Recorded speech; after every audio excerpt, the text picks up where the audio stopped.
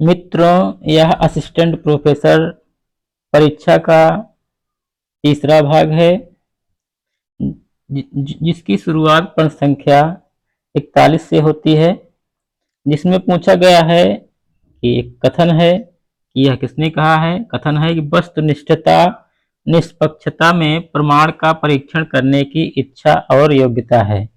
यह कथन किसने कहा है? इसका उत्तर बी है, W.A. ग्रीन। यह ग्रीन का कथन है। इस प्रश्न का थोड़ा विस्तार करना चाहते हैं और बताना चाहते हैं कि वस्तुनिष्ठता का अर्थ क्या है। वस्तुनिष्ठता का अर्थ है किसी विषय या घटना को बिना किसी व्यक्तिगत राय, भावनाओं या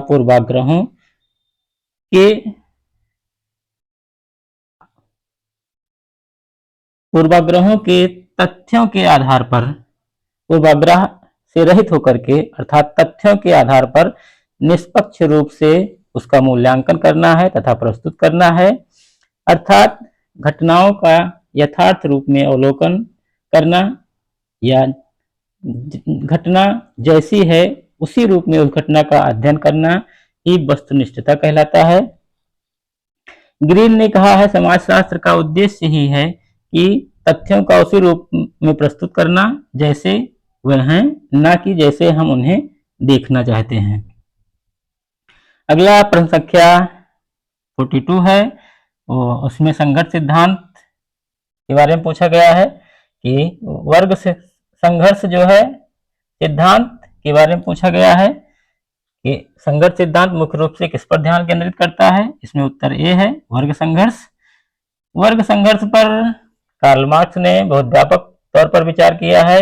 यह उनके चिंतन की केंद्रीय अवधारणा है और उन्होंने कहा है कि अब तक के जो समाज रहे हैं सभी में वर्ग संघर्ष पाया जाता रहा है और सभी समाजों में दो वर्ग पाए जाते रहे हैं। उन्होंने एक पुस्तक लिखी है कम्युनिस्ट मैनिफेस्टो, जिसमें उन्होंने वर्ग संघर्ष की विस्तार से व्याख्या की है। उन्होंने मानव को एक वर्ग प्राणी भी माना है। उन्होंने वर्ग के निर्माण के कुछ आधार बताए हैं, जिनमें आर्थिक आधार सबसे प्रमुख है। आर्थिक आधार के अतिरिक्त उत्पादन के संबंध, संपत्ति, समान आर्थिक हित एवं स्थिति, समान जीवन शैली भी वर्ग निर्धारण के आधार हैं। अर्थात ये तथ्य भी वर्ग का निर्माण करते हैं। कार्ल मार्क्स ने दो वर्गों का उल्लेख किया है, पूंजीपति वर्ग, सर्वहारा वर्ग। पूंजीपति वर्ग को उन्होंने बुर्जुआ कहा है या जर्मन भाषा में इसको बुर्जुआ कहा जाता है और सर्वहारा वर्ग का अर्थ है जो हमेशा हारता आया हो।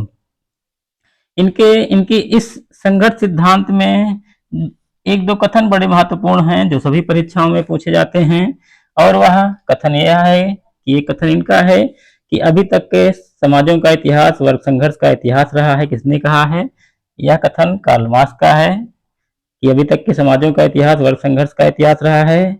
दूसरा जो कथन है वो इसी में है, वर्ग संघर्ष के संदर्भ में कम्युनिस्ट मैनिफेस्टो में ही कार्ल मार्क्स ने कहा है और उसमें कहा है कि दुनिया के मजदूरों एक हो जाओ, तुम्हारे पास खोने के लिए अपनी जंजीरों के अलावा कुछ नहीं है, पाने के लिए पूरी दुनिया है। इन्होंने इस अवधारणा में और कई तथ्य का उल्लेख किया है, जिसमें वर्ग चेतना है या वर्ग चेतना ही इस वर्ग संघर्ष का मूल है, सार है। इन्होंने स्वयं के लिए वर्ग और स्वयं में वर्ग शब्दावली का भी प्रयोग किया है जो परीक्षाओं में पूछा जाता है। अगर परीक्षाओं में पूछा जाता है स्वयं में वर्ग या स्वयं के लिए वर्ग शब्दावली का प्रयोग किसने किया है, तो इसका उत्तर कार्ल मार्क्स ही होगा। अगला जो प्रश्न है वो 43 है, जिसमें लिंग भूमिका के संदर्भ में पूछा गया है कि लिंग भूमिका के संदर्भ में ह्यूमन बायोग्रामर की अवधारणा किसने विकसित की। इसका उत्तर सी है, लियोनल टाइगर एवं रॉबिन फॉक्स। लियोनल टाइगर एवं रॉबिन फॉक्स दोनों ने मिलकर के इस अवधारणा को विकसित किया है, ह्यूमन बायोग्रामर की अवधारणा। यह अवधारणा ह्यूमन बायोग्रामर की जो अवधारणा है, यह अवधारणा मानव व्यवहारों या सामाजिक व्यवहारों को जैविक आधार पर समझने का प्रयास है। इन दोनों ने, टाइगर और फॉक्स ने मिलकर एक पुस्तक लिखी, द इंपीरियल एनिमल।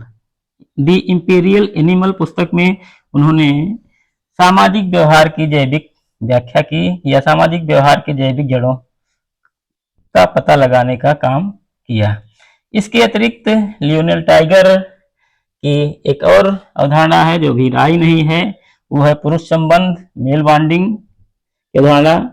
ये मेल बॉन्ड, अगर ये कभी पूछा जाए किसी परीक्षा में कि मेल बॉन्डिंग की अवधारणा किसने दी है, तो यह अवधारणा लियोनेल टाइगर ने दी है।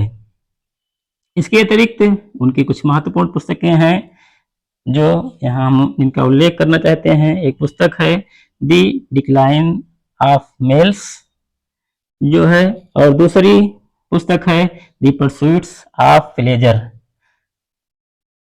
द परस्यूट्स ऑफ प्लेजर भी इनकी प्रसिद्ध पुस्तक है, और वो जिसका हमने जिक्र किया वो भी इनकी प्रसिद्ध पुस्तक है।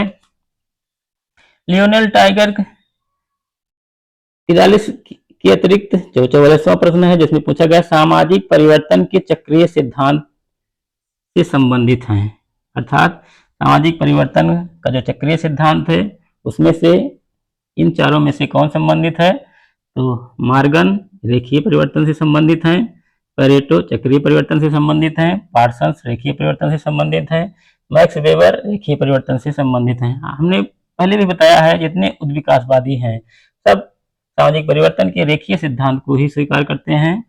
इसमें उत्तर भी सही होगा, विल्फ्रेड पेरेटो जो चक्रीय सिद्धांत को स्वीकार करते हैं।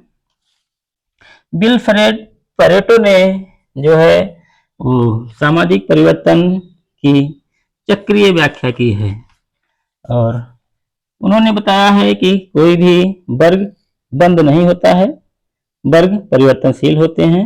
उन्होंने दो वर्गों का जिक्र किया है, एक अभिजात वर्ग और एक गैर अभिजात वर्ग।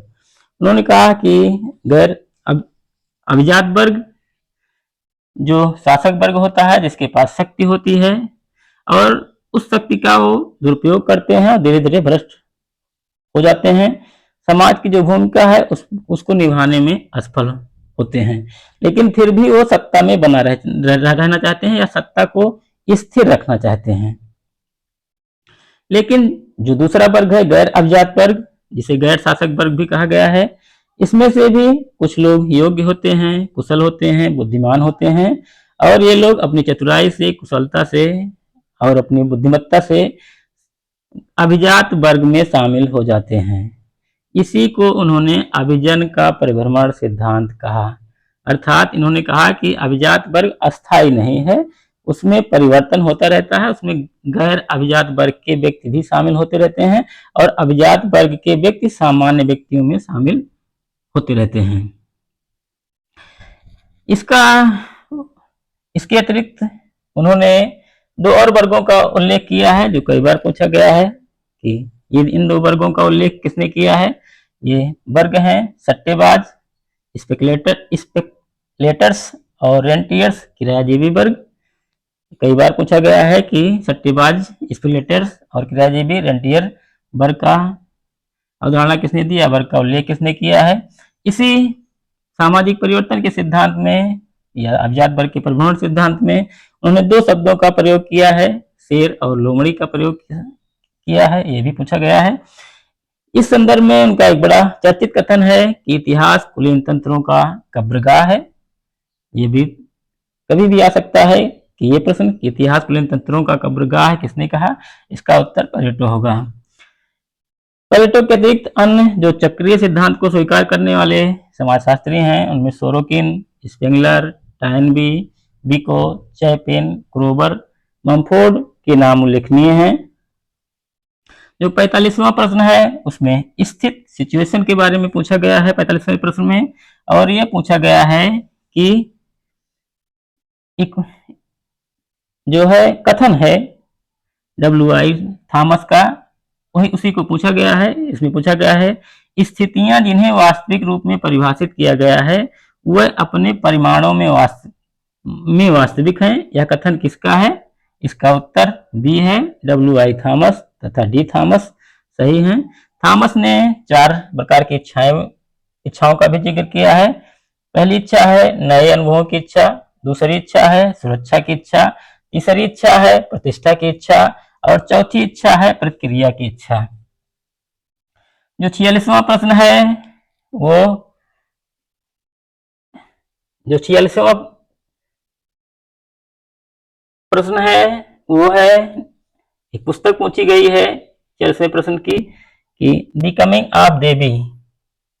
ये पुस्तक डेविड हार्डीमैन की पुस्तक है, और जब आप परिप्रेक्ष्य वाली पुस्तक पढ़ेंगे तो उसमें डेविड हार्डीमैन सबके विचार मिलेंगे, और उसमें इन सब पुस्तकों का उल्लेख है। डेविड हार्डीमैन इन्होंने सब आश्रित सब अल्टरन पद्धति का प्रयोग किया है अपने अध्ययन कार्य में, या उपाश्रित अध्ययन पद्धति से जुड़े हुए हैं।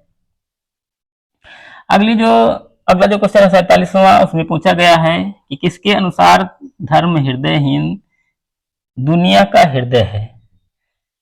इसमें उत्तर ए है कार्ल मार्क्स। ये कार्ल मार्क्स का कथन है और कई बार पूछा गया है, आईएएस में भी आया है, पीसीएस में भी आया है, फिर असिस्टेंट प्रोफेसर में भी आ गया है। यहाँ हम थोड़ा विस्तार करना चाहते हैं कि कार्ल मार्क्स ने धर्म की आलोचना की है, और उन्होंने कहा है कि धर्म जो है वो गरीब और पीड़ित को दुख के समय सहायता देता है, इसीलिए उन्होंने धर्म को हृदयहीन दुनिया का हृदय कहा है। उन्होंने कहा कि धर्म अन्याय और शोषण के खिलाफ विद्रोह नहीं होने देता है, इसीलिए मार्क्स ने धर्म को जनता के लिए अफीम कहा है। यह भी प्रश्न आता है कि किसने धर्म को अफीम कहा है, जनता के लिए अफीम कहा है। इसका उत्तर भी कार्ल मार्क्स होगा। अगला जो प्रश्न है वो है, पुस्तक का नाम पूछा है कि कौन सी पुस्तक, इस पुस्तक को किसने लिखा है। ये पुस्तक है new rules of sociological methods. 1976 में पुस्तक लिखी गई थी, और किसने लिखा था, एंथोनी गिडेंस ने, अर्थात इसका उत्तर डी होगा। एंथोनी गिडेंस की और कुछ पुस्तकें हैं जिनका हम यहाँ जिक्र कर रहे हैं। उसमें है सोशियोलॉजी, और दूसरी है द कॉन्स्टिट्यूशन ऑफ सोसाइटी, 1984 में प्रकाशित हुई थी। इसी पुस्तक में उन्होंने स्ट्रक्चरेशन अर्थात संरचनाकरण का सिद्धांत दिया। अगली पुस्तक है मॉडर्निटी एंड सेल्फ आइडेंटिटी। अगली पुस्तक है द कॉन्सिक्वेंसेस ऑफ मॉडर्निटी। अगली पुस्तक है रनवे वर्ल्ड। अगली पुस्तक है थर्ड वे, और अगली पुस्तक है बियॉन्ड लाइफ एंड राइट। इन्होंने संरचना और एजेंसी पर बड़े व्यापक तौर पर विचार किया है।